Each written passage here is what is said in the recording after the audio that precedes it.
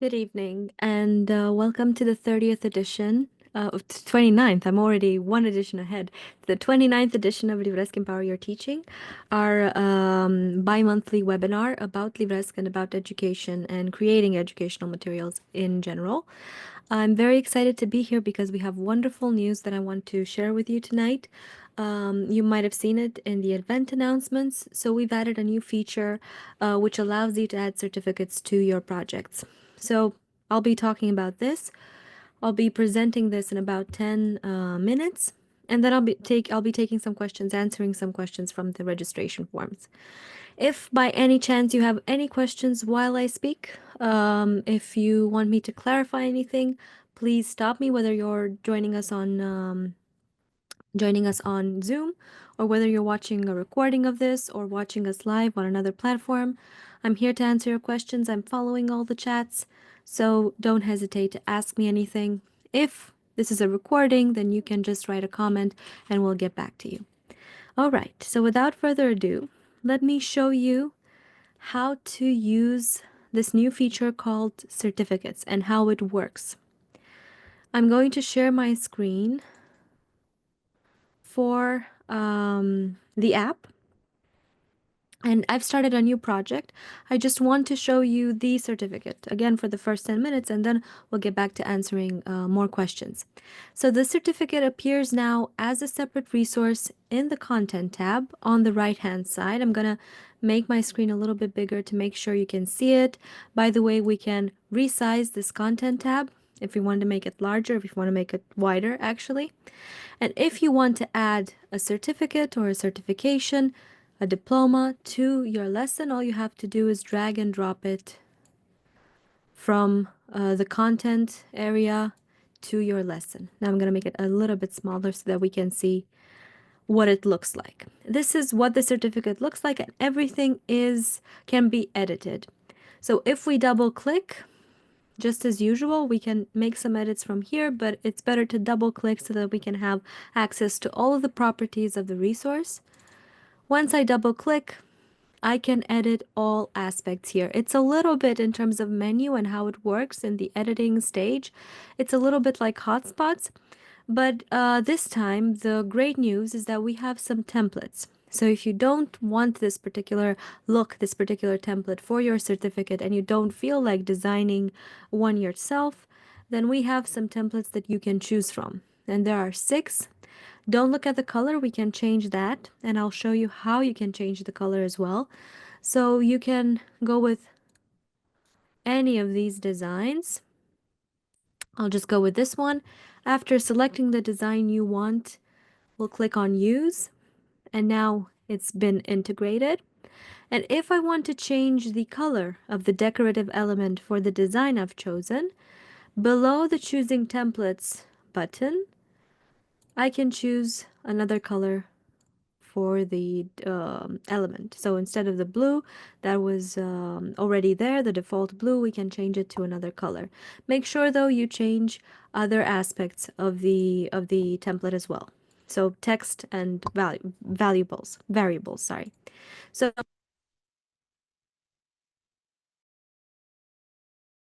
I think my sound is a little off.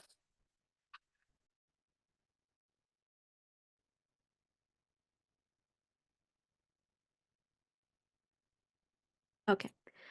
So just to give you an idea of how this works, sorry about that. We have 3 types of elements that we can work with in the case of a certificate. And these are text, usual text, variables, which means that these are values like the learner name that change according to the context. So if this lesson is accessed by someone specific, let's say someone named X, then this will say X. If it is accessed by somebody else, it will say that person's name. The course title also changes and is automatically taken from the number of from the title of the project. We also have a score in case we have quizzes. This is again automatically taken from the course, and the date it was accessed, the date it was completed actually. So all of these are variables. Apart from these variables, we also have regular text that we can fully customize. And then we have images. So if you want to change or add a certain image, a certain element to your certificate, you can do so using this button here. And since I said that it works in the exact same way as hotspots, this means that in order to add any of these elements, I can just drag and drop from there. And there we go, I've just added a text box that I can customize. If I want to add a variable, I can add a variable by dragging and dropping from over here, and I can also add an image that I can just change according to what I have selected. So if I select this image and we can see that it's selected, I have this little menu here. I can change more properties from the right hand side. I can delete the element here. It works the same with the variables. If I want to edit the variable field that I just added, I'll go here and I can edit various properties. The easiest way to do it is just editing whatever is already here. So in case I don't need anything more, I just need my certificate to be called, for instance, a diploma. I double click. This is just regular text. I can input it using my my keypad. I'll just type in the word, and here we go. I can also customize the font. I can change its position using pixels. I can change its alignment, its color, and the font size. So if I want to make more adjustments, I can do so using the properties panel here. This works the same for this bit of text. And in terms of variables, if I just use one of those instead of adding a new variable, I select the variable with one click, and then I can see that on the right hand side, I now have access to the properties of that variable. So I can go with selecting what type. This is the most important setting. Perhaps I don't need the name here. I need maybe how much of the course the person has completed, the progress percent. It will automatically be added like this. So right now we'll leave it with learner name. And anything I click on can be edited. If it's a valuable, I work here. If it's a text, I can just input the new text by using my keyboard or pasting a text from somewhere else, and I can further customize it using the properties over here. If I want to go back and customize the entire certificate, then all I need to do is click somewhere where nothing is selected, so outside of any text or variable or image if I've added an image, and here I can play around, change colors, change the background color, maybe as well if I want to play around, add a background image, which can be an image added from our stock photo engine, one of the stock photo engines you have access to. Let's just search for something that would work as a background in Pixabay. These are perhaps a bit colorful. There we go, something very feminine. We'll use the larger image. And right now I've added a completely different background to my diploma. And I can just go into each element, change the change the color, change the size, move them around according to what I need. After I finished editing, if I go back into my section to see what it looks like, you'll notice that, of course, I'm not in view mode. I'm seeing kind of the same thing, but below the certificate, there are two buttons, one for printing and one for downloading, which means that once the course is finished, once the learner gets to this point, they can download or print their certificates straight from the file. If we go into view mode, we're only viewing sections, so this is what the system understands that I've finished interacting with, section number 1. We have the date for today. The score is 0 because I haven't added anything else. And obviously, it's not an LMS I'm logged into or the LIVRESQ library, so I don't have a name in this case. But you can use this both in an LMS, so it will be part of a SCORM, and it will take of your SCORM export, and it will take the name of the person accessing the file on an LMS. But you can also use this inside the LIVRESQ library. And if someone who's viewing the lesson is logged in, they will get their name here. So let's test this out. If I just export this project very quickly to my personal shelf. I'm logged in to LIVRESQ, by the way. If I'm not logged into the library, then I won't get a name. But if I am logged into the library, then if I just open this project, we saw that it's just the certificate on it. I have the name of this account written here, and the title of the project, which I haven't changed, is write a title, and it was automatically taken even inside LIVRESQ library. So this is not a feature only designed for LMS. This is not only for exporting to SCORM, but it also works in the library if you're using LIVRESQ with the library, if you're just exporting lessons or courses in the LIVRESQ library, which, by the way, is a place where we provide free hosting. This is it. This is what it looks like. There's one more update that I want to tell you a little bit about. That's to do with the organizer or the resources area, how we organize materials and how we see and find materials in the resources area. So everything we do in LIVRESQ is automatically saved here under resources. This hasn't changed. This stayed the same.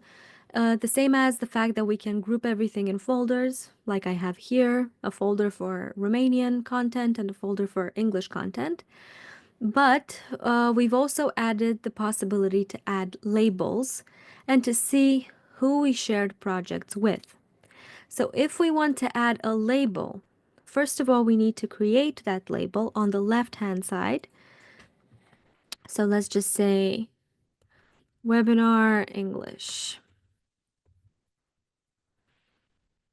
We can create different hierarchies of labels. So if you want to nest a label under a label, you can do so. But this is the first one I create. So I'm just going to use it very quickly like this. I have this label that I've created. I can select a color for it. I can remove it or add a sub-label to it, whatever I need. And to add this particular label to a course, I need to select my course. So we were just editing project number 10. Click on labels over here, select one from the list. I only have one. Click on apply. And when I click on that label, I will only see the projects. It's the same as in email or different other places, clouds that you use labels for. It's a very easy way to find LIVRESQ projects, to find things, and to organize your LIVRESQ resources. And the same we can do if you're working within a team and you want to see projects that you've shared. I'm going to clear all filters so I can see everything.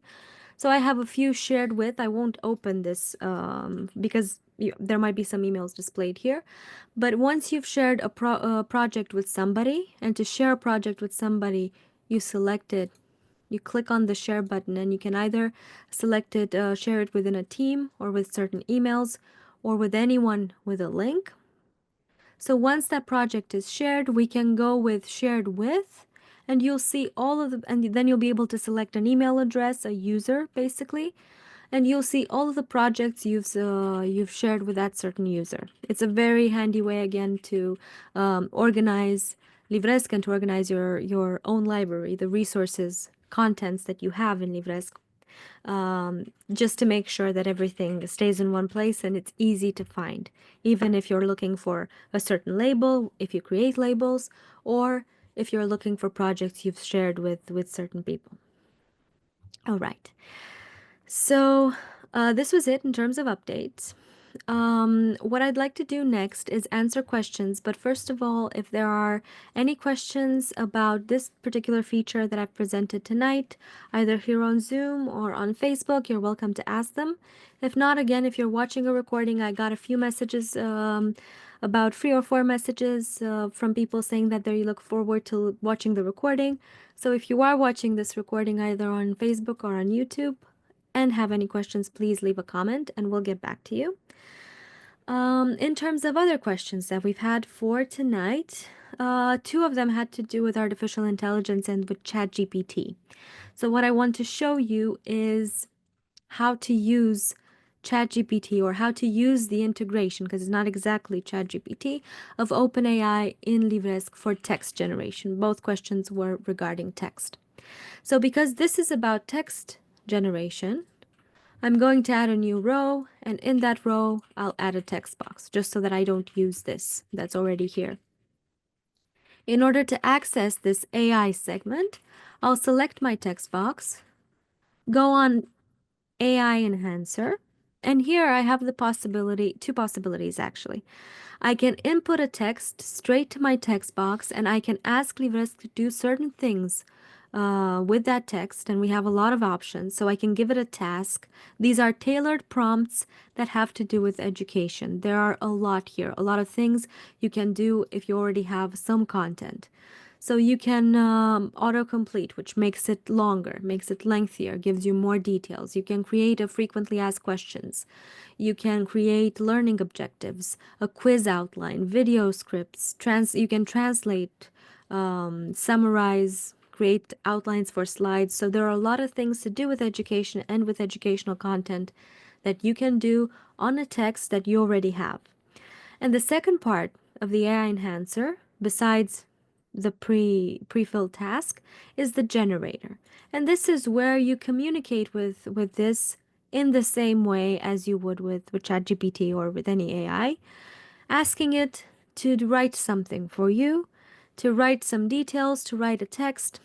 You pose the question directly, and then it automatically creates a text. So tell me a bit about Bucharest, and I want a medium-sized text. I send my question. It was very, very fast. I can use this text or I can replace it. In order to use this text, I just clicked on the append button and it was added straight to my text box. And this is where, if I'm happy with it, I can leave it like this. If not, I can keep asking questions. I can keep asking the AI to tailor my content or to give me more. Or maybe just on this bit of text that it has generated, I can ask it to perform a certain task. Like, for instance, give me more about this. So I selected autocomplete content. I'm going to click on generate. There we go. We have a lot more text. I'm going to click on append again.